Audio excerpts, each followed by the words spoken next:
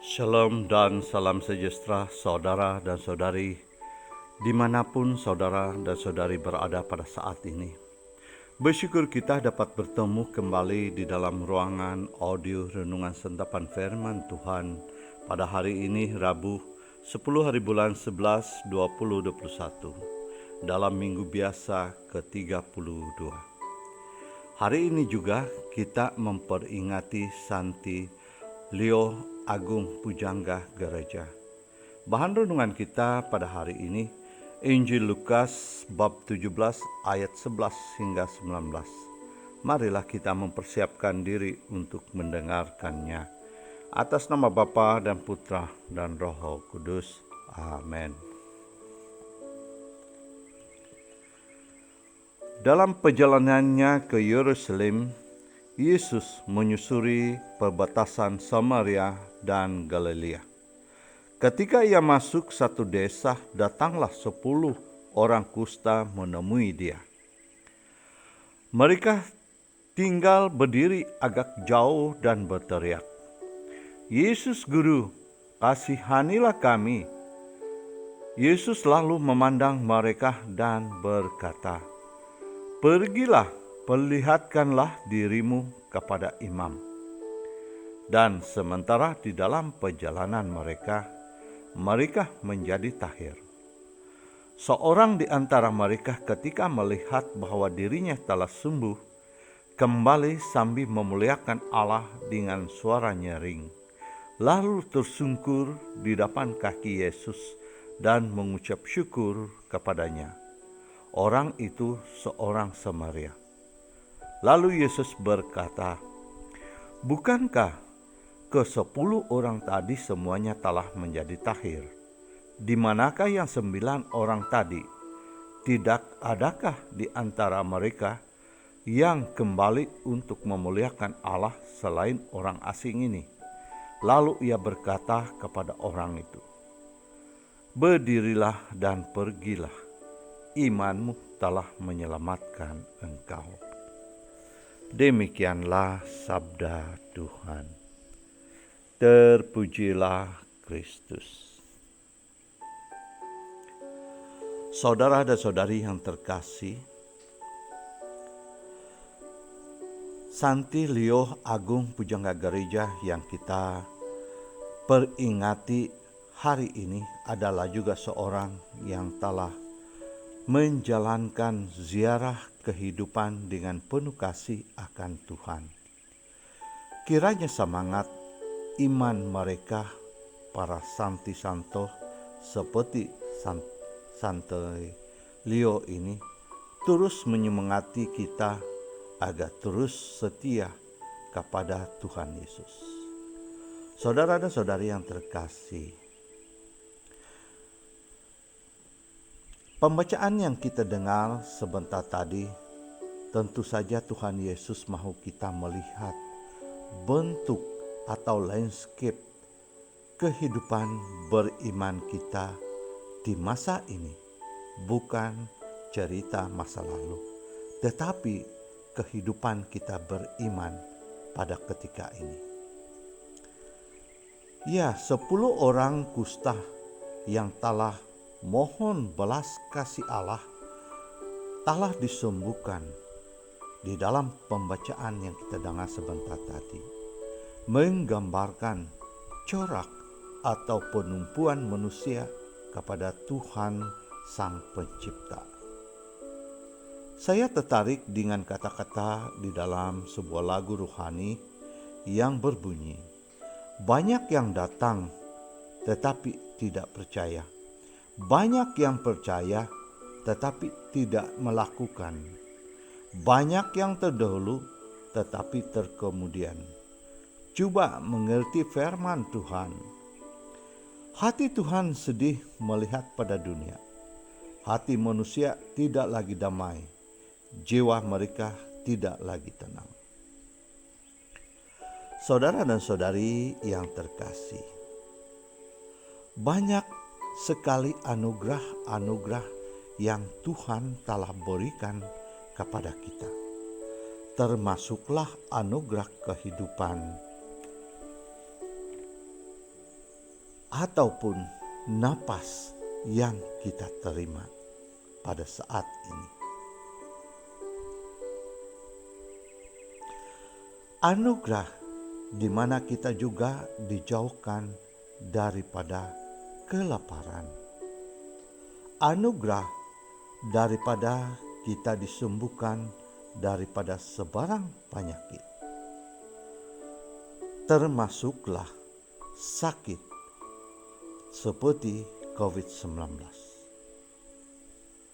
Anugerah di mana kita dikaruniakan anak. Anugerah di mana anak-anak kita lulus peperiksaan. Anugerah di mana bahan-bahan jualan kita bertamu, laku ataupun laris terjual. Anugerah kita diberikan kemampuan mendirikan rumah, membeli kereta ataupun motor. Dan banyak lagi anugerah-anugerah yang Tuhan beri, tetapi berapa ramaikah orang-orang atau manusia yang mau kembali kepada Tuhan dan bersyukur? Di dalam pembacaan ini banyak, hanya seorang saja, yaitu orang Samaria atau orang asing yang kembali kepada Tuhan Yesus dan mengucap syukur. Saudara dan saudari yang terkasih, nah mari kita lihat di sekeliling kita, bukankah ada orang yang tidak seagama dengan kita atau bukan umat Kristen yang memberikan contoh yang amat baik, yaitu mereka rajin berdoa, jaga 5 waktu, bersyukur dan berbuat baik kepada sesama. Bukankah itu satu perbuatan yang amat baik dan dipuji oleh Tuhan Yesus? Bukankah kita umat-umat Kristen, khasnya umat-umat Katolik, dicari oleh Tuhan Yesus di dalam pembacaan yang kita dengar sebentar tadi, yang berbunyi, bukankah semua mendapat anugerah kemurahan Tuhan? Tidak adakah yang kembali untuk memuliakan Tuhan selain orang asing ini? Saudara dan saudari yang terkasih, sebenarnya kita amat bersyukur daripada doa-doa kita selama ini. Kita telah bersama menempuh pandemi COVID-19 dan sekarang ini kita telah memasuki fase pemulihan dan endemik. Dan kita telah dibenarkan beribadat, berkomuniti, dan juga datang ke gereja sebagai satu community yang menggereja, yang dibayangkan ataupun diumpamakan sebagai satu pokok. Ada di antara kita yang menjadi ranting, dahan, pokok, akar, daun. Dan inilah sebenarnya yang dituntut oleh Tuhan, pindah kata sebagai umat Allah yang menggereja. Dengan hadir, dengan mematuhi SOP tertentu. Namun masih banyak yang tidak ke gereja dengan alasan takut COVID meningkat lagi. Saudara dan saudari yang terkasih,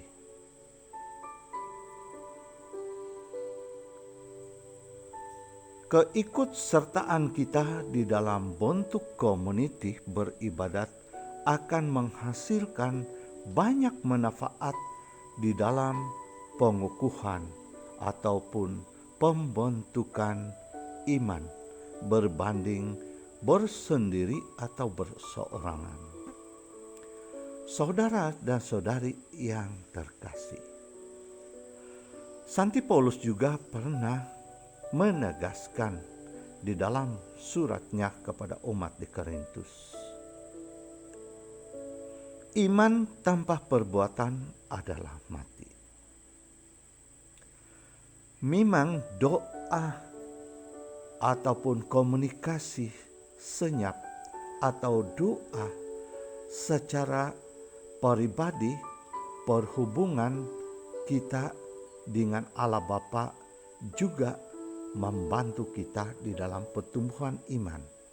Namun tanpa mengasah dia, tanpa menjadikan dia sebagai umat yang menggereja, umat yang berkomuniti, umat yang menubuhkan satu kikidi di dalam gereja kita, maka itu dikatakan iman tanpa perbuatan adalah mati.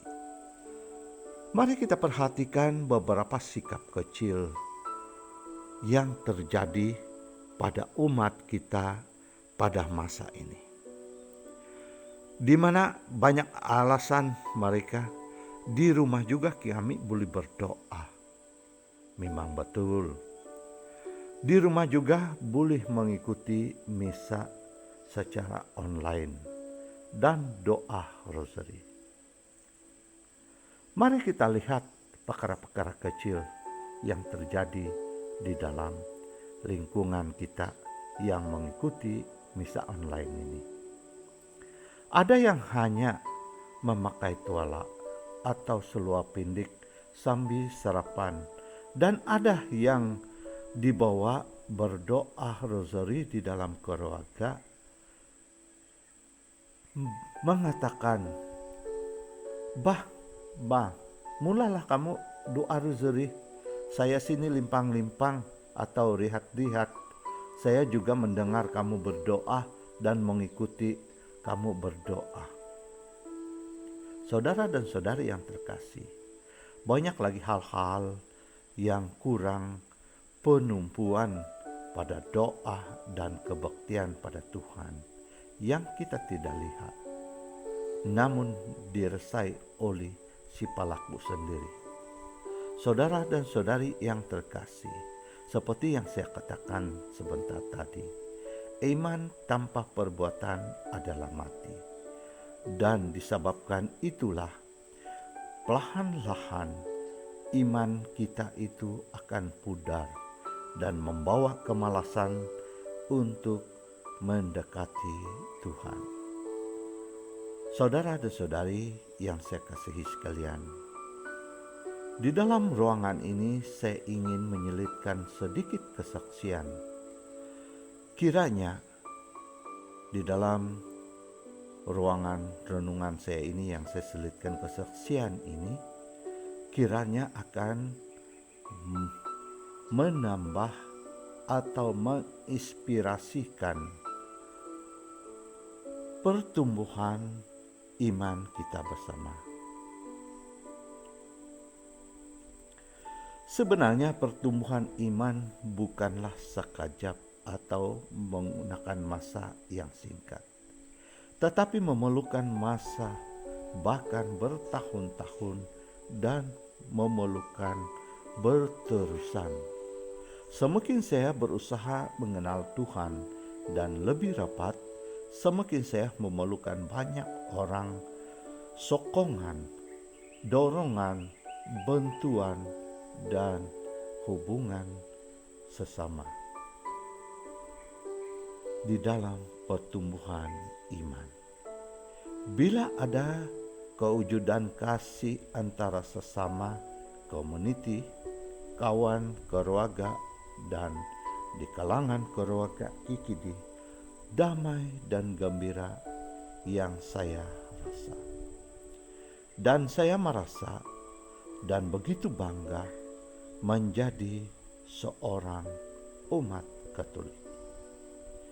Mendengar susah senang orang-orang di sekeliling saya, membantu saya untuk lebih mengasihi dan menyintai Tuhan Yesus. Pengalaman saya sebagai pelayan Tuhan atau ketikis memang banyak yang saya rasa dan lihat, dan ini kiranya dapat menginspirasikan kamu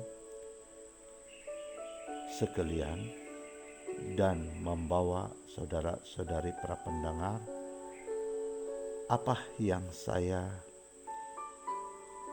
berikan ini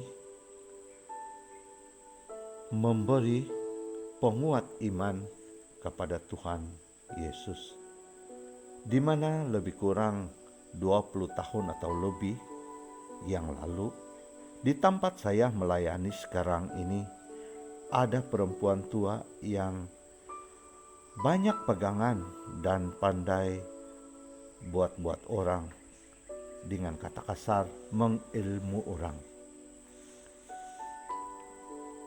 Ketika menemui ajal, dia sangat menderita kesakitan, sampai-sampai dia merayu pada suami dia supaya mengambil pisau dan menikam dia atau mengambil sinapang dan menimbak dia, sebab dia teramat menderita dan teramat